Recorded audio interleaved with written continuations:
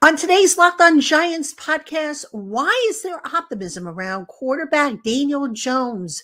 Plus, some realistic expectations for the New York Giants rookie draft class. That's all coming your way next on the Locked On Giants podcast.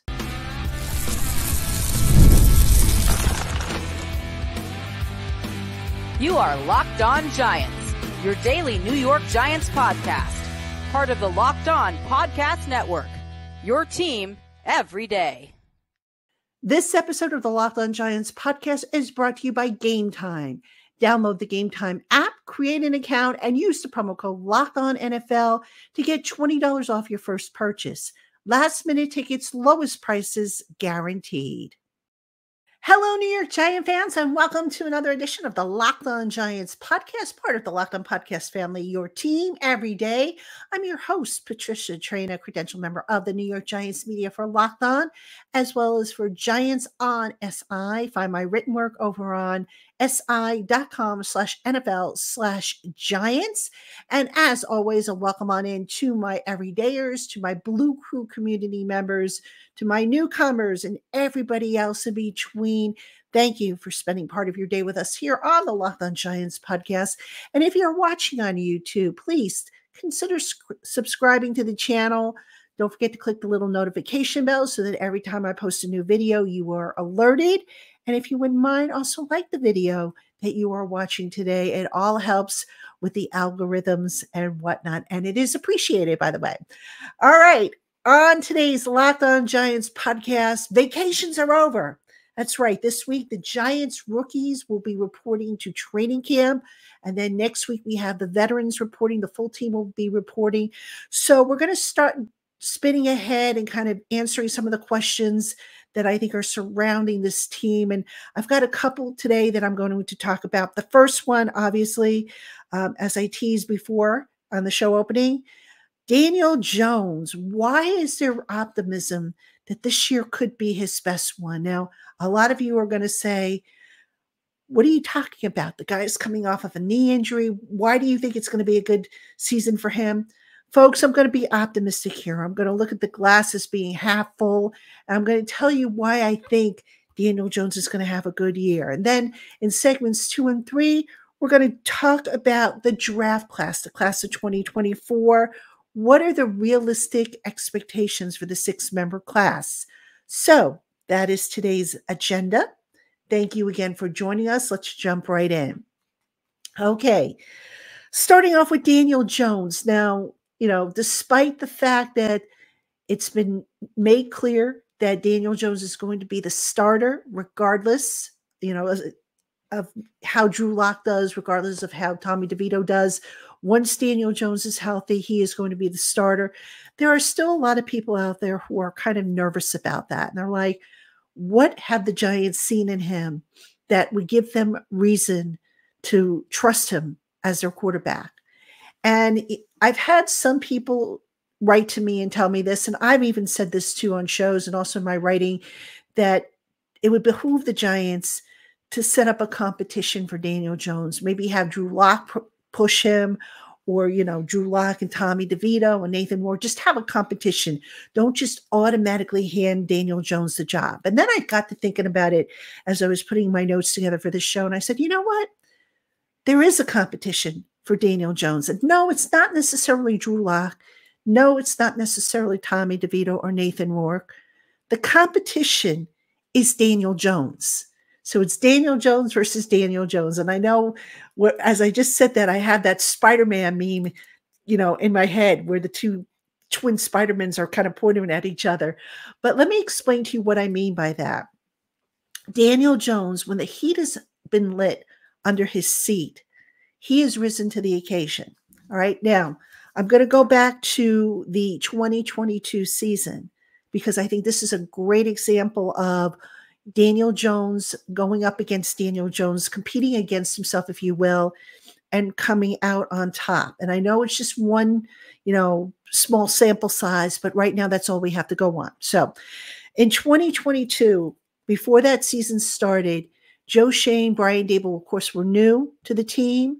They had a decision to make, do we pick up Daniel Jones's option year in his rookie deal, or do we let him play for his next contract?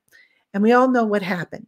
They decided to let him play for his next contract. And some of you are like, well, they should have picked it up and just rolled with it. And some of you are like, oh, they made the right decision. Now, as far as I'm concerned, they made the right decision at the time, despite what happened in that season. Here's why they made the right decision.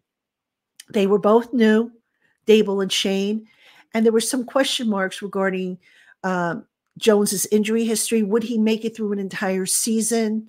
How would he do in the new system that Brian Dable was developing? So a lot of question marks, and they needed to see answers from Daniel Jones. So now Daniel Jones is challenged. It's like, okay, Daniel, you want to be the long-term quarterback here? Compete against yourself. Show us what you got. And you know what, folks? He rose to the occasion. All right. So he stayed healthy the entire year, played in 16 of the 17 games. The one game he missed, that was the Philly game, if you remember, at the end of the year when Dable decided to sit all the starters ahead of the playoffs.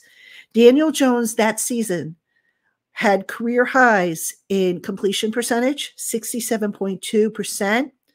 He also had a career high accuracy rate, 81%. He threw a career low in interceptions with 5. He threw a career low in bad throws. 12.2% of his throws were bad. He had, 3,205 yards, which was the second most passing yards he had in his career, just shy of what he set in his rookie season.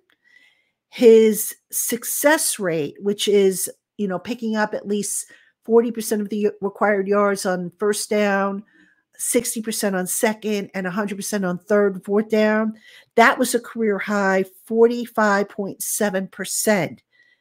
And let me see, his touchdowns, he only threw 15 touchdowns that season, but that was the second most he threw in his career. So basically, the Giants put a chip on his shoulder and they said, okay, kid, you want to stick around here? Show us what you got. And Daniel Jones rose to the occasion, showed him what they got the 4-year deal for $160 million.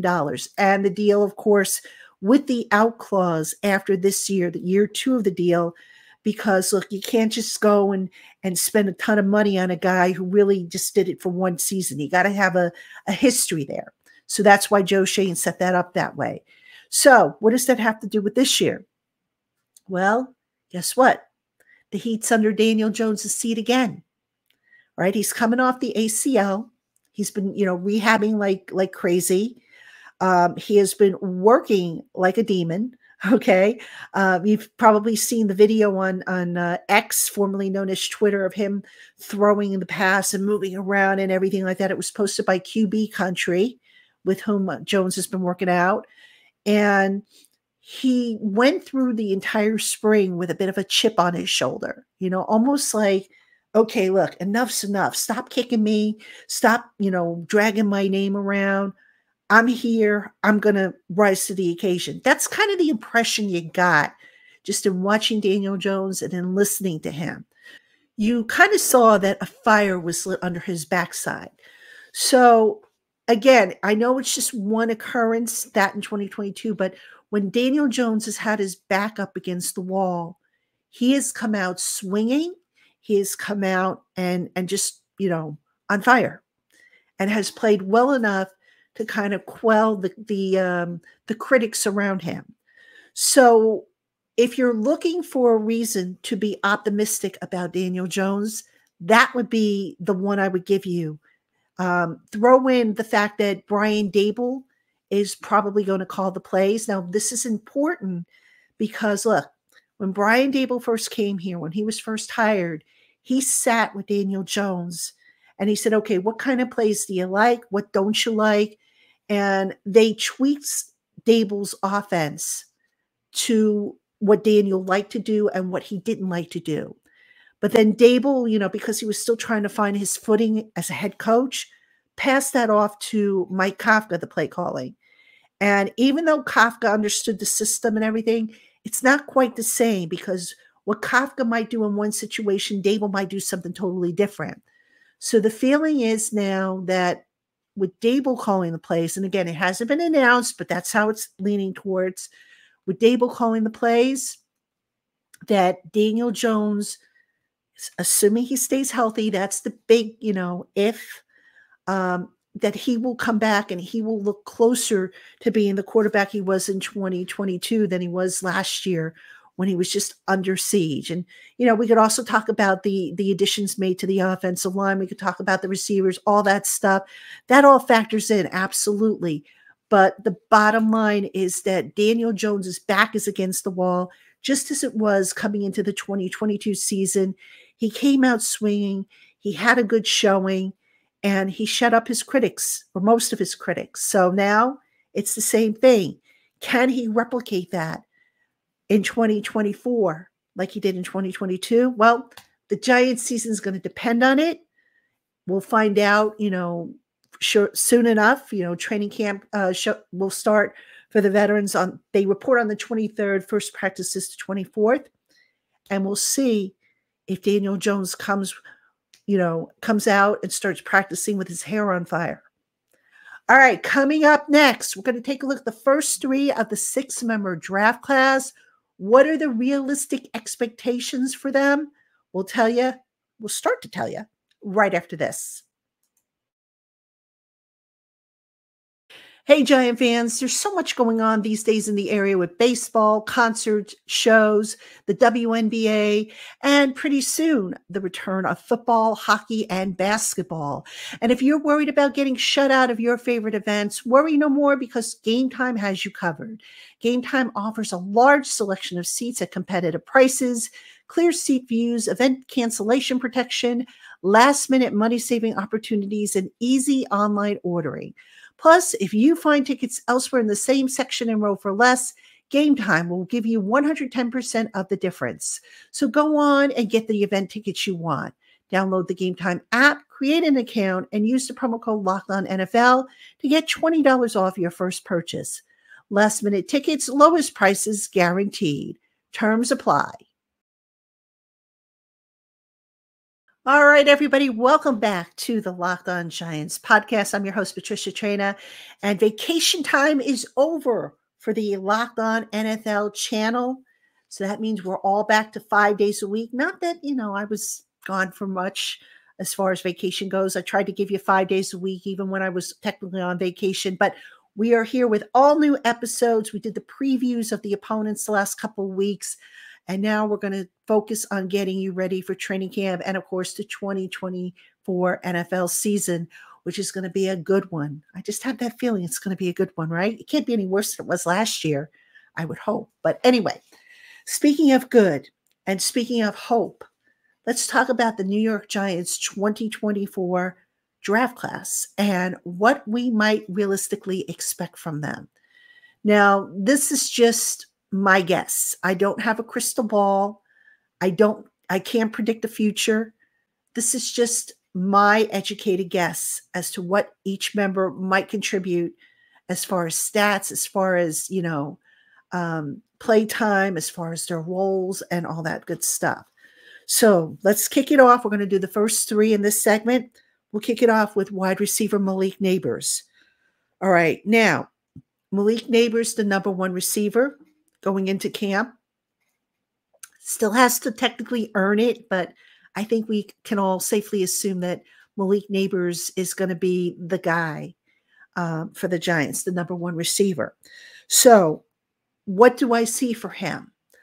I think he's going to be a guy that they move around outside in the slot, maybe even, see if they don't try him from the backfield just to change things up. Going to be a nice chess piece that can be moved around. I'm forecasting 70 receptions, 1,005 yards, 6 touchdowns for him. All right. I do think he is going to be the first 1,000-yard receiver since Odell, which I think the last time the Giants had the 1,000-yard receiver was 2018, I want to say, when Odell Beckham Jr., that was his last season with the Giants. So Malik Nabers, I think he's going to crack 1,000 yards. I also think that he's going to draw a lot of attention from opposing defensive coordinators who are going to probably double him up. But, we saw some of that in the springtime where guys were, doubling him up with umbrella coverage and everything like that. And he was beating it. Now, the one concern I have about Malik Neighbors is how well is he going to handle press coverage? That's what I need to see in training camp and in these preseason games. How well does he handle press coverage? If he can handle that, I think he 1,000 yards plus should be no problem for him. If he struggles against that and opposing defensive coordinators kind of see that, then it could potentially be a long year for Malik Neighbors. He may fall short of that goal, but I do think that this young man is going to be the first 1,000-yard receiver on this team since Odell Beckham Jr. in 2018. All right, Tyler Nubin, let's talk about him, the safety, second-round draft pick. Nubin, I think everybody has him automatically penciled in to replace Xavier McKinney. And he might very well do that at some point. Will he do that to start the season? I'm not getting that feeling. All right. In the spring, Nubin, believe it or not, was rotating in with Dane Belton and Jalen Mills and other guys that were playing safety.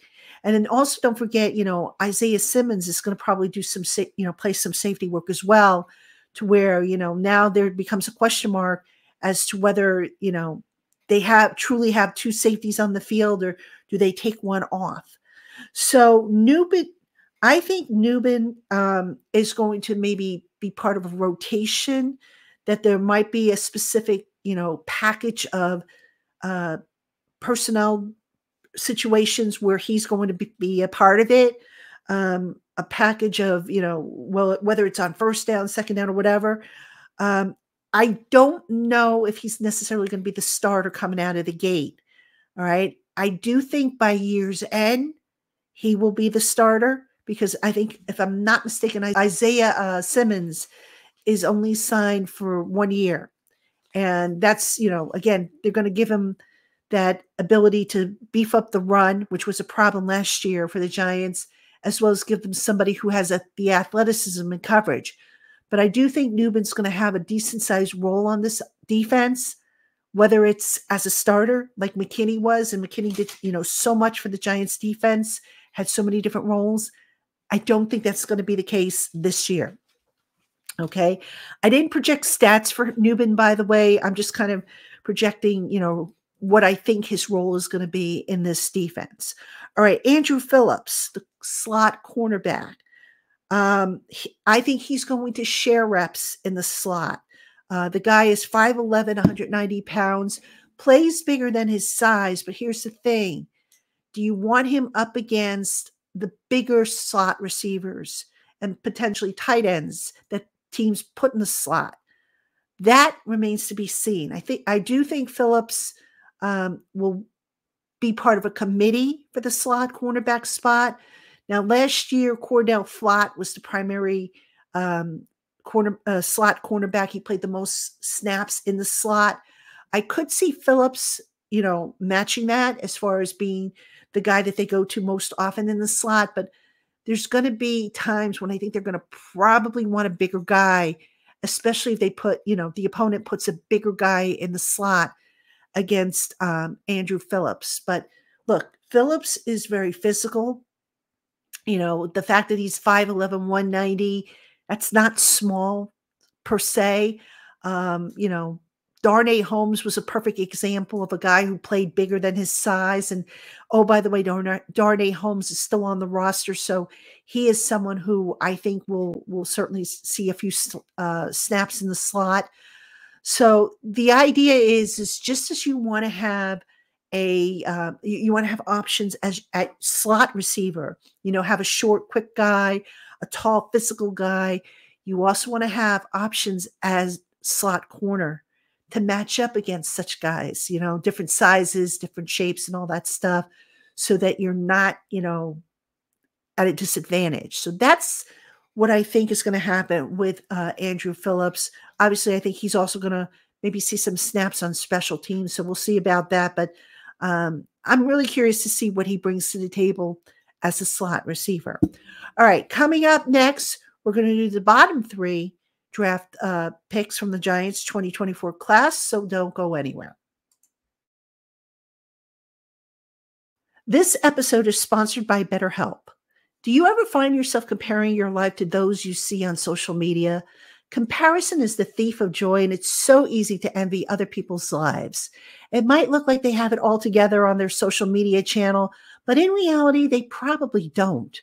Therapy can help you focus on what you want to be instead of what others have so that you can start living your best life. And if you're thinking of starting therapy, give BetterHelp a try. It's entirely online, designed to be flexible and suited to your schedule. Fill out a questionnaire to get matched with a licensed therapist. And if you find your assigned therapist isn't a match, switch at any time for no additional charge. So go on and stop comparing and start focusing with BetterHelp. Visit betterhelp.com/lockedon today to get 10% off your first month. That's BetterHelp, HELP.com/lockedon. All right, everybody, welcome back to the Locked On Giants podcast. I'm your host, Patricia Traina, and we're getting you ready for training camp. The rookies report later this week. All right, the media is not going to be allowed in, so we're not going to be able to see anything. Quite honestly, all they're going to do is they're going to have like orientation sessions and stuff like that. They're not really going to practice or do any, on-field work. That's going to happen. July 24th will be the first practice. The rest of the team reporting on July 23rd. So the 24th is the first practice. And we have a lot to get through still. We've got another couple of Hard Knocks episodes coming up that we have to break down. And of course, the next episode will be on Tuesday. So I'll have a summary for you as well as my takeaways on that. I'm going to have, I should have a guest for you this week. Won't tell you who it is, but I'm working to get a guest for you. This is somebody I think, should be kind of interesting. He's never been on the show before, but I try and mix things up and bring different guests and different perspectives on for you. And then Ed Valentine and I are planning to do a show at some point. I'm not sure if it's going to be this week or next week, but we're going to do a show to kind of get you ready for the start of training camp because it is almost here. And it's about time because I don't know about you folks, but I'm tired of all the rankings and the put downs of the Giants and all that stuff. I mean, let's talk about something new. And we're going to finally have new stuff to talk about. The practice reports, we're going to have player interviews, updates, all kinds of cool stuff. So new material is coming. Yay. And we will, of course, we'll bring it all to you here on the Locked On Giants podcast. All right, let's get to it's segment 3 here. We did the first 3 Giants draft picks. What are the expectations? Let's do the bottom 3. And we will start off with tight end Theo Johnson. All right, now, thanks to the retirement of Darren Waller, Theo Johnson will probably be tight end 2 on this team. No surprise there. I mean, it's going to take a major upset for that not to happen. I have Theo Johnson down for 30 receptions and about 450 yards this year. I do think that the Giants are going to target Daniel Bellinger a little bit more in the passing game amongst the tight ends. But here's the thing, folks. I think given the improvement or the upgrades at receiver, I question how much the tight ends will actually be involved in the passing game as receivers, because Bellinger, very good receiver, but yards after the catch, not really his forte. Same thing with Theo Johnson. Good receiver, even though, you didn't really see it at Penn State because of how they ran the offense. Yards after the catch, really not his forte.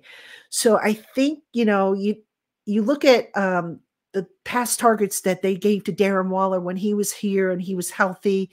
He was more athletic, able to pick up yards after the catch.